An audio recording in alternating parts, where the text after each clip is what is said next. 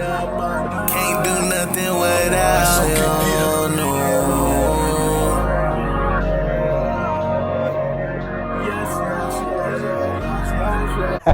What's up, y'all? My God Talk people, man. How y'all doing, man? Today, man, we got a special episode. This is episode 6, y'all. Man, episode 6. We made it to episode 6. And today we got a special guest. Go ahead and introduce yourself. Hey, what's up, y'all? My name is Ronald Ross.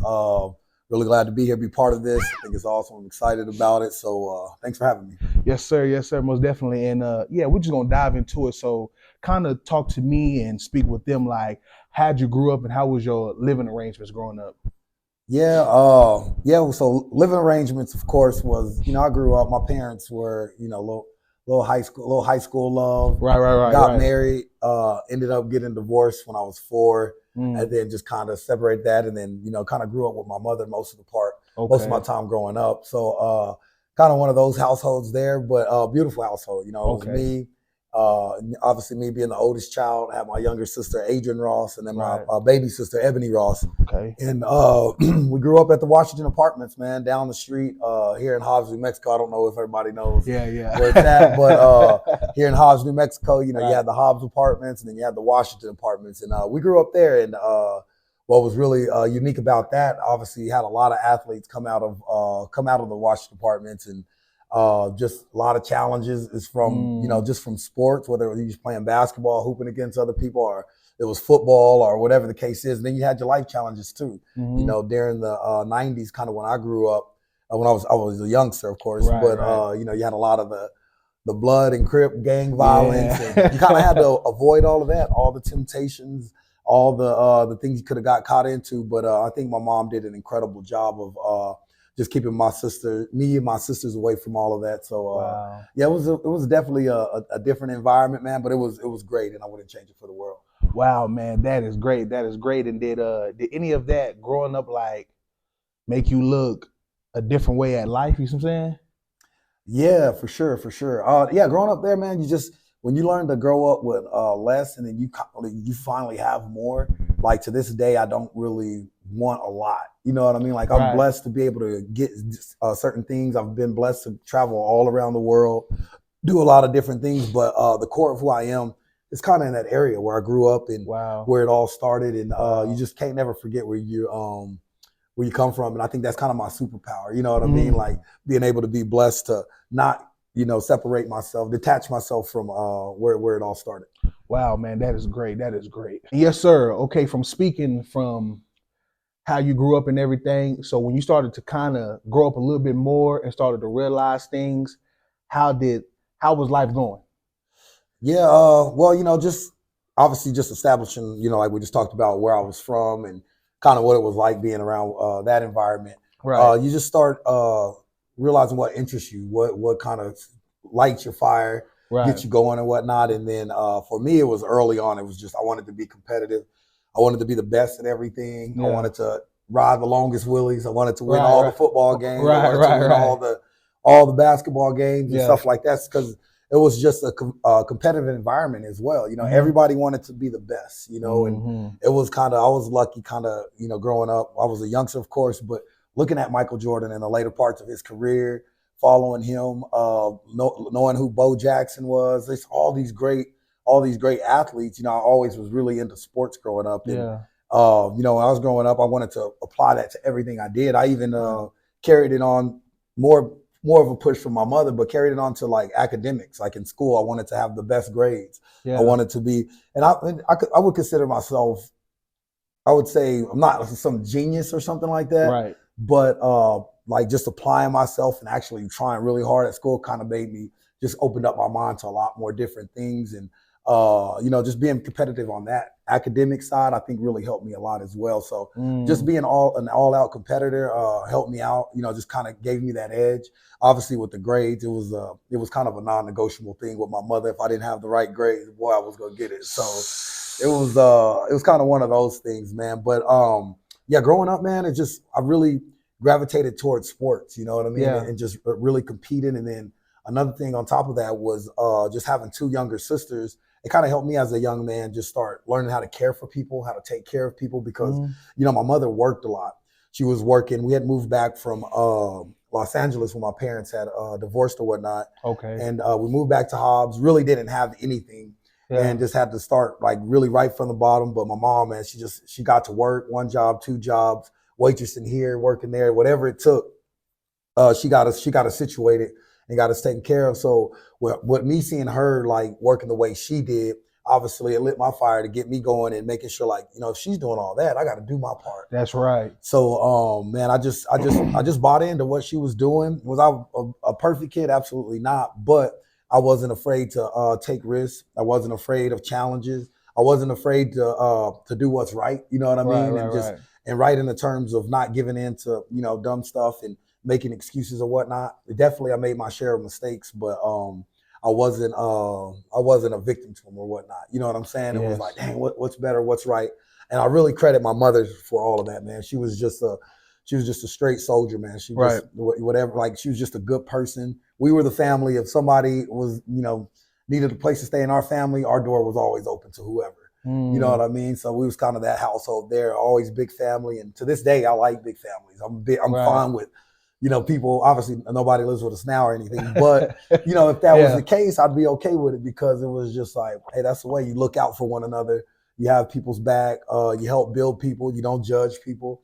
And, that's just kind of how I was brought up. So when I was becoming who I was, it was a lot of those qualities and characteristics that I got from my mother that made me kind of see things from the right lens, have the right perspective about life and the outlook. And then once I got all that down, and of course, like school was rolling, the sports was kind of the icing on the cake. Like, okay, you're a good person, or you're a good person, you're treating people right, you're thinking about things correctly.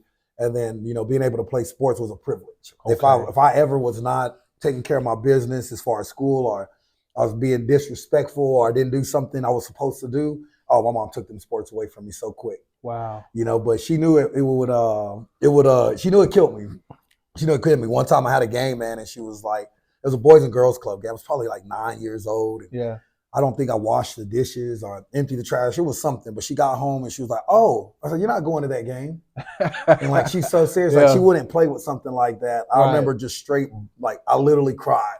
I literally cried. And then she was just like, obviously she got on my butt. She's like, boy, you're so soft. Yeah. She got me right. I took care of my business. And then she eventually took me to the game. But it was kind of that tough love. I was like, I kind of checked myself from that day. I was like, you know what, man, you gotta handle your business. You're the man of the house now. So it was kind of cool. But it was a blessing, man, kind of having the mother that I had to kind of help me grow into the man that I am. Wow, man, that's good. And through the midst of all that, was it anything outside of sports and outside of the house that was trying to pull you into something while you were in the midst of trying to pursue what you wanted to pursue as a young boy?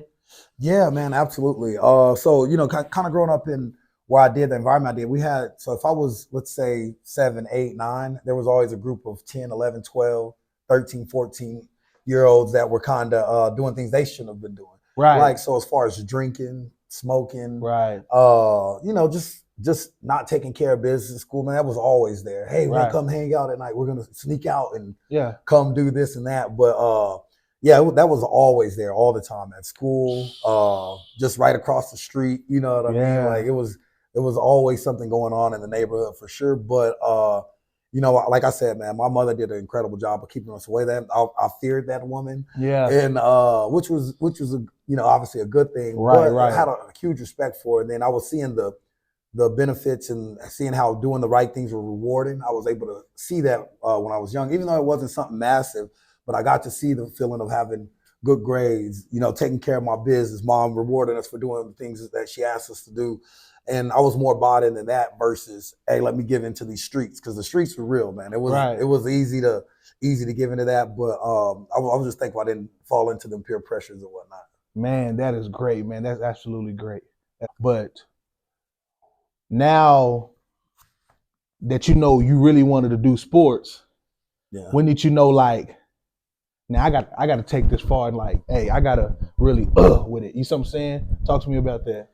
Yeah, sports, like obviously just play, but when I became really intentional about like what I wanted to do and wanted to be a professional player or whatnot, I was probably 11 years old. I was 11 years old. I was playing at the Boys and Girls Club. Shout out to the Boys and Girls Club in Hobbs, New Mexico. Yes, sir. That place changed my life, man. Just friends, just everything. It was an incredible place to be, a great outlet for a kid like myself. But man, when I was playing in the Boys and Girls Club basketball league, I was 11 and fell short. Didn't get the MVP. I think we got like second or third place. And I saw a kid get a big trophy, and I remember going to Boki, who worked at the Boys and Girls Club. I believe he works at Teen Center now, but incredible role model and mentor for me growing up. But I was like, man, what do I got to do to get that trophy? Get a trophy like that. It's like, well, you got to work hard. He said, you got to work hard. You got to do it every day. You got to win.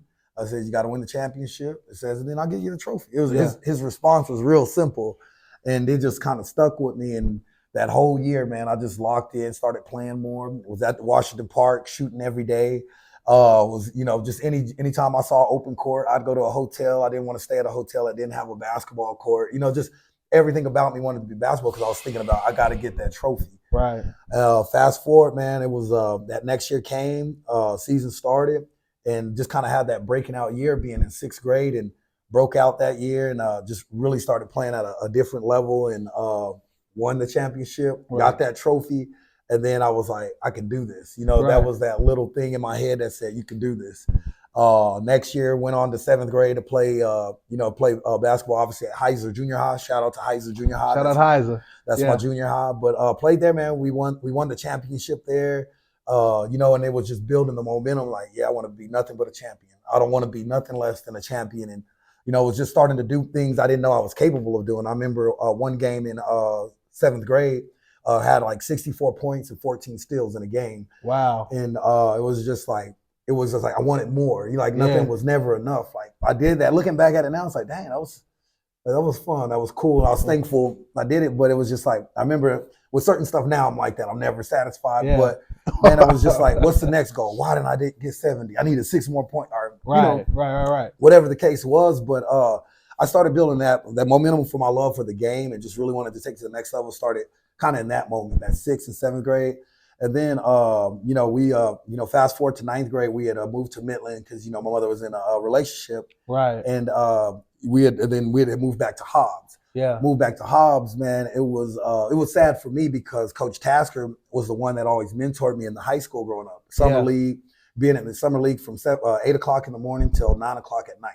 Like literally like Monday through Friday, every day, just playing, hanging out, just living in the gym. And that's kind of what everybody did. You know, like obviously I was younger, so I'd be in the gym a little bit longer, but man, we'd be in there all day, all night. And then, I'm excited. Like I'm moving back to Hobbs. I'm gonna have a chance to be a Hobbs Eagle. I'm in 10th grade. And then obviously Coach Tasker had resigned or whatnot, and I had missed him, but Russ Gilmore had came in.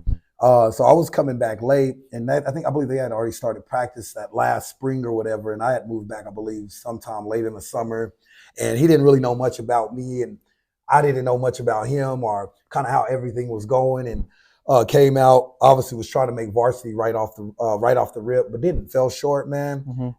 They had put me on JV, and I was like looking at the guys on the team, I was like, no offense, I love my guys, but I was like, I'm better than all of them. Right. But I was like, I didn't prove it though. When I had my opportunity, I didn't prove it. So just put my head down then and just worked that whole year. Then was jumping back and forth from JV and varsity. It literally took almost the entire year. We got the district championship. I thought I was going to play. I didn't. Man, I was questioning whether or not I should play or not. Right. And I was like, I'm going to just tell the coach, we'll get it next year. But I was just like, something told me just again, that little voice in my head just said, nah, don't do that. It's like, go all out. Let's just see what happens. So I just put my head down, man, started coming to practice. We practiced 2 or 3 hours. I go back home to Washington Park, practice 2 or 3 hours. And this was like February, man. It was, I was put on like 2 sweaters, 3 pair of socks, whatever it took. But I was just trying to get it. So I ended up, from that moment, I was like the 12th man, of course, when I wasn't playing, but I had moved myself down to that 6th man position, and now we're getting ready to go to state. And then, so now we're at state. This team was tough, man. Kevin Henry, Vince Haynes, the team's undefeated. Torrey Peoples, you just got a whole slew. Brett Wards, you got everybody on this team. And we had a strong team, but I was just trying to, slide in the door, get in there. But my number got called in state. End up performing well, man, and went from being, the 12th man, almost not even making it on the team, to being like the FCA Player of the Week with Kevin and Vince, kind of essentially being top 3 in the first tournament my sophomore year. So that was just a very, I like that testimony because it's like as close as I was to giving up, I stuck through it, got through the mud, man, and ended up being top 3, winning a state ring on an undefeated team. And I played a small part on it, but it was a huge change for me. It was a very significant moment in my life to kind of help me grow. So, it was just big, man. And then just kind of, the years to follow, we were kind of already structured. We won my junior year at state. We won my senior year at state. And I remember jumping my junior year, celebrating like, all right, great. We literally had just won. The buzzer went off. Right. I was excited. I jumped up. It's literally on tape. And I put my hands down like, we got to do it again next year. And it was just like that's what I wanted to do. And so anyways, we had an incredible group, man. Then we kept moved on. And then, of course, Chris Dunn, you had players like that kind of that were right behind us or right behind me. And there was a lot more of the great players. And then, but they came and they won again after we left. So we just had something built that was special, man. But after I finished up my senior year with one, of course, I wanted to go to a top college. Right. I thought I could make it to D1, but I had no D1 offers. Couple JUCOs, man. Couple D2s, but nothing that really set in stone. So I was kind of really frustrated. And I know some other colleges were getting frustrated because I wouldn't pick. Because I was like, I want to play higher. I want to do this. I think that I can. I believe that I can. So. Man, I just stayed. I stayed prayed up, man. Right. My faith was it, and that's kind of to rewind. I got saved when I was like 13 years old, and that changed my life. Like everything that I did was rooted from God. I prayed before practice. I prayed before games. Like it wasn't just like, oh Lord, I'm down by 6 with 6 seconds left. How can you help me? Like, nah, man. It was just my relationship with God throughout my basketball career. Just kind of a sidebar. Throughout my basketball career, just life in general is what really kept me focused even more. Right. It heightened my focus. I had a good mother, obviously, that really took care of everything when I was young. And then obviously she was a good mother throughout my whole life. But when I built my relationship with God when I was like 13, all the way through it, that really helped me stay focused. Especially when my mother wasn't always around. Right. You know what I mean? So that kind of focus and understanding something bigger than me and just seeing the rewards of my relationship with God really is what helped me take to the next level. And my faith, I just believe, man, I say that to say this, my faith in just like, man, there's more. Like I want something bigger is what made me not settle for any of those smaller scholarships that I had. So had a trip with one last trip in the spring after my senior year. They weren't there. It was like a showcase in Oklahoma. I remember calling up Shelby. I was like, man, there's one more trip. I was like, man, you mind driving me out there? My mom got some work. She can't take me.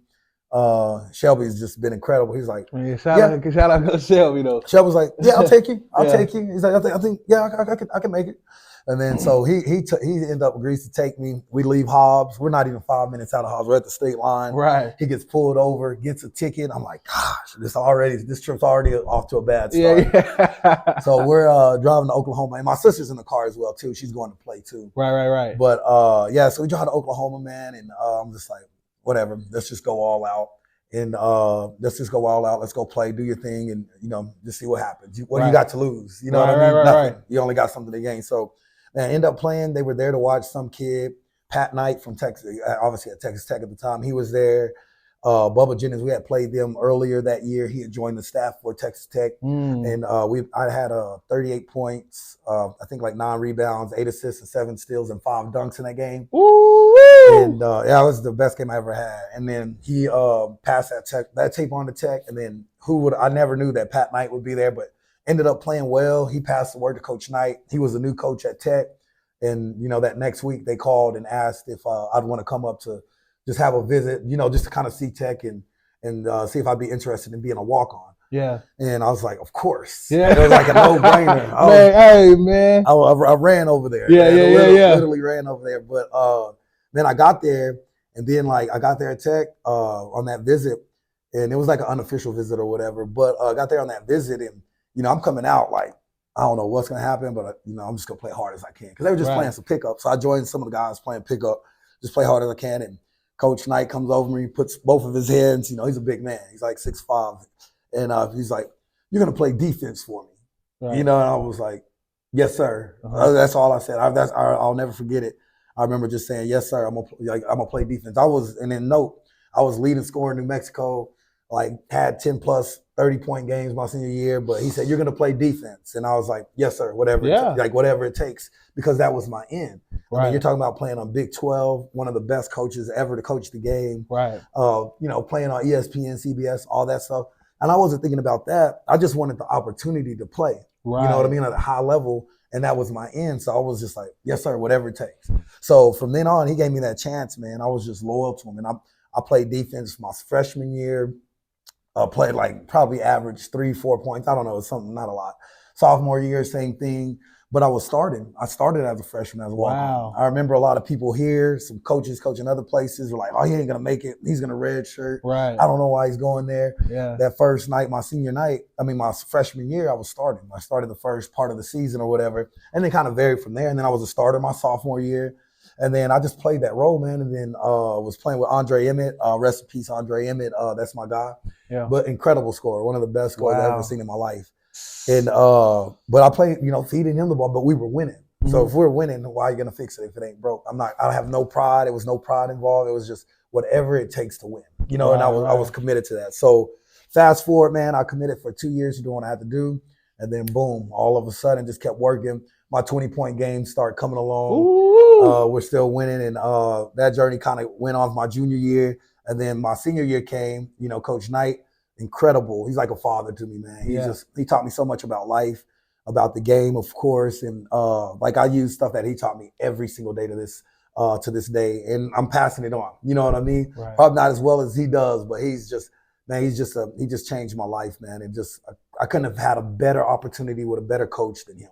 Wow, or man, better that's man. Great. That's great, man. That's so great, man. That's a great story, man. Yeah. So no, it was a blessing, man. So yeah, senior year came. I would have never told you, hey, you're gonna be a walk-on and leave there. First team All-American or Big 12, all the awards I got, or say you're gonna be Hall of Fame. I would have never thought about all that stuff because I think it would have ruined me if I did. So I go back to like people what are you most thankful for? And I said it in my in the Hall of Fame speech. It was the opportunity. I'm most thankful for not the awards or that I had the chance to do it. You know what I mean? Yeah. So I had the chance, and I'm just glad I didn't take it for granted, man. And it was just a blessing, man. And that's looking back at all of the basketball careers, at my basketball career, even after playing pro for a while. I'm just glad I had a chance to do it. I think that's what I'm most thankful for. Man, God is good, man. Yes, sir, all the time. That is good, man. But hey, that is crazy to me, man. That is crazy. And yes, sir, man. And out of all that, yeah, man, that was great. I just got to say that one more time. That was great, man. But out of all that, man, being who you are, being Ronald, being a basketball star, what was the pros and cons out of the midst of all of that? Yeah, it's definitely. And let's talk about let's save the best for last. So let's talk about the cons out of all of it. Yeah, the cons. Yeah, I mean, I talked a little bit about some of them in high school, just having to constantly work, be the underdog, and the late nights at the park, dribbling. Oh, excuse me, I can't even talk right now. No, you good. But in any case, man, the cons definitely were just the hardships of being doubted. Right. That was just a thing in itself. And then obviously being close to wanting to quit, just the negative energy, people not believing in you or whatnot.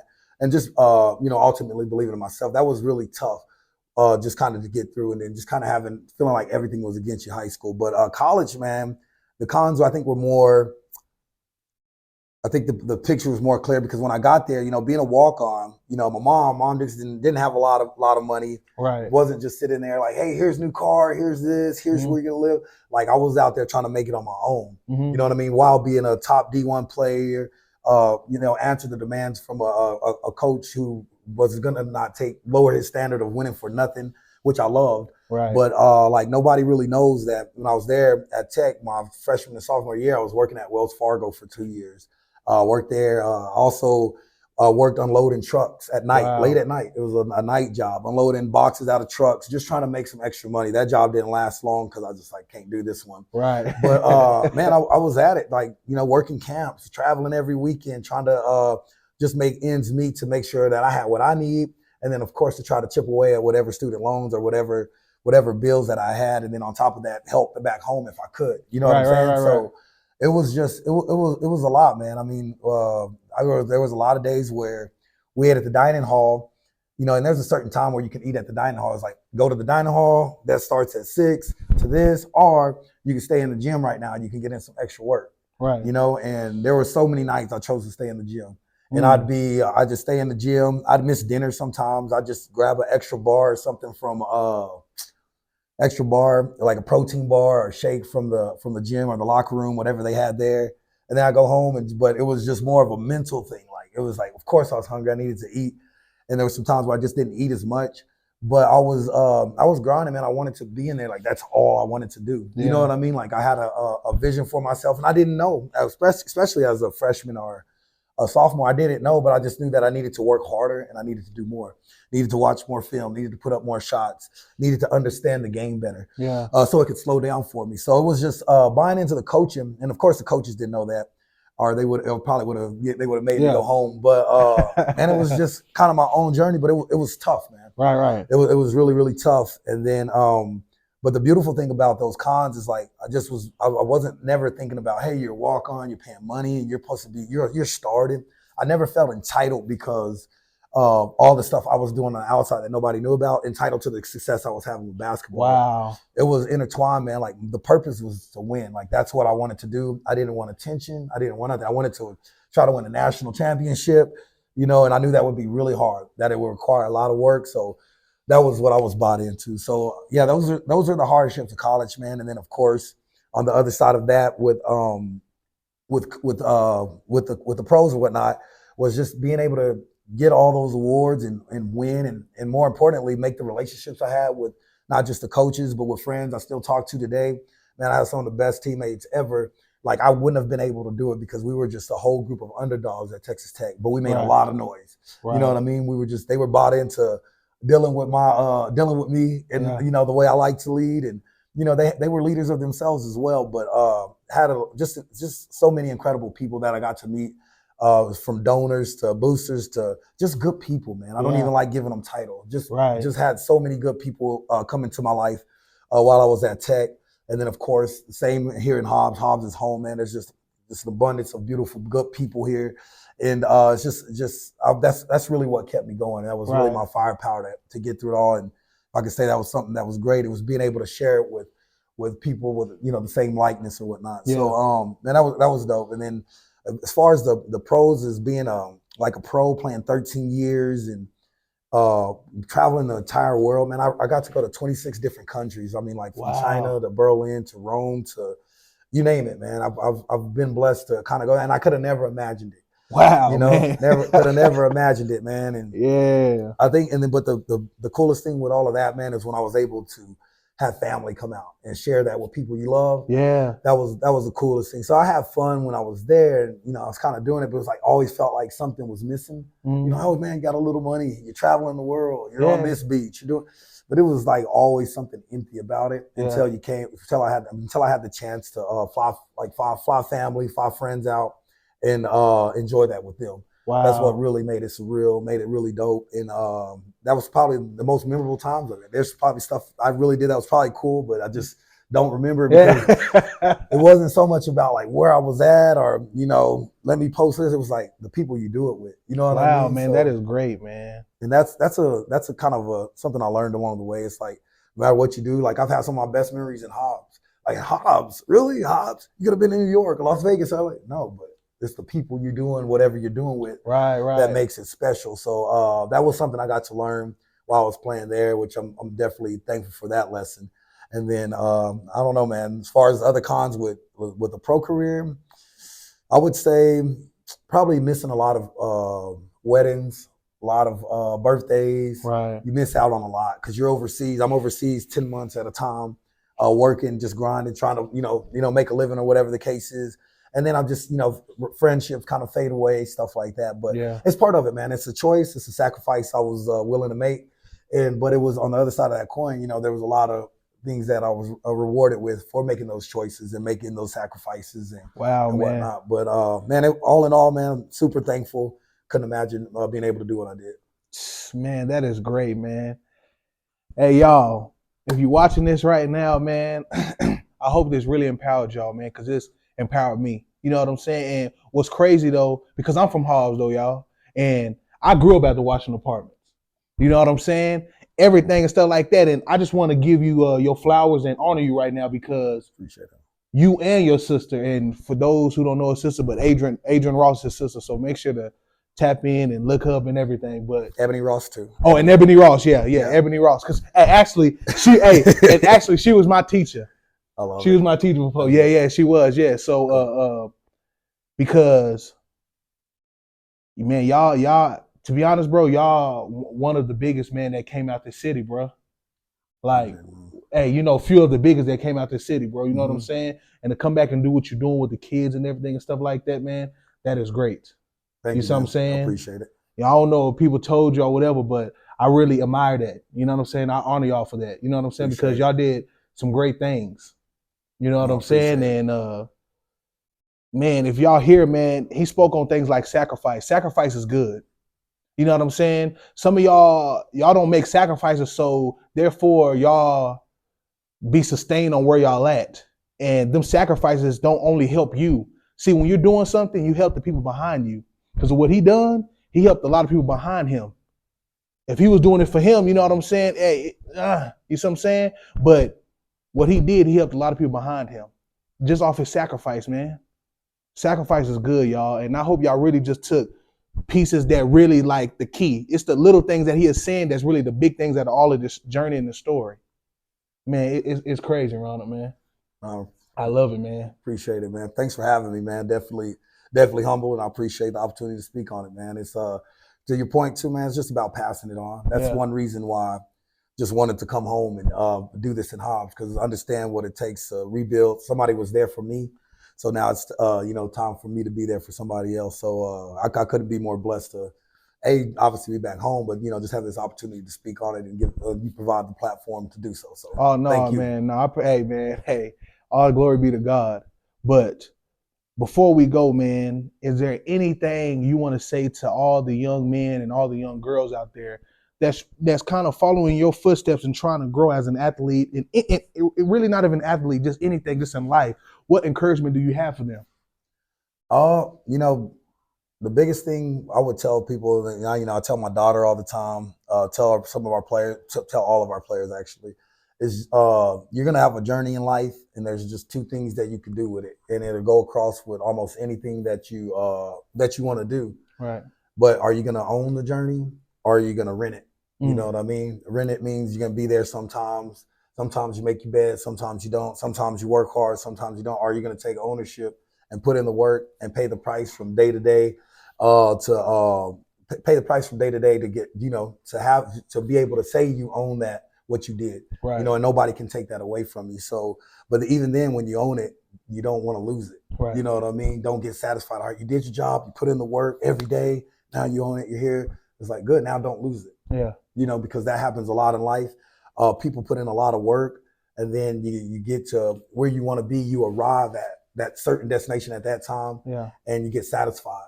And then before you look up, you've taken 3 steps, 4 steps back, and you're back at 1. The elevator's back down at 1 when you're just kind of on the high rise. So just never get satisfied. Take ownership of everything that you do, and believe in God. I mean, obviously I know there's a lot of different religions there, but you got to believe in something bigger than yourself, and then you got to work towards it. Like, even though you can't see it, and obviously that's faith. But have faith in whatever you do. And if you're gonna fail maxing out. That's right. Fail maxing out, and don't hold back. Be unapologetic, and ask for forgiveness before you ask for permission. Just go get it. Right. I like that, man. That's great, man. And yeah, I need y'all to, hey, man, I'm giving y'all something special, man. Every time I'm giving y'all major content. So I'm gonna need y'all to like, comment, and subscribe. Make sure to hit that notification button and share it to your family, whether it be your mother, your dad, your friend, your grandma, your grandpa, your dog. It don't matter, but make sure to share it and hit that notification button, man. And like I always say, if you're watching this, I dropped it. I love you, but Jesus love you more, for sure.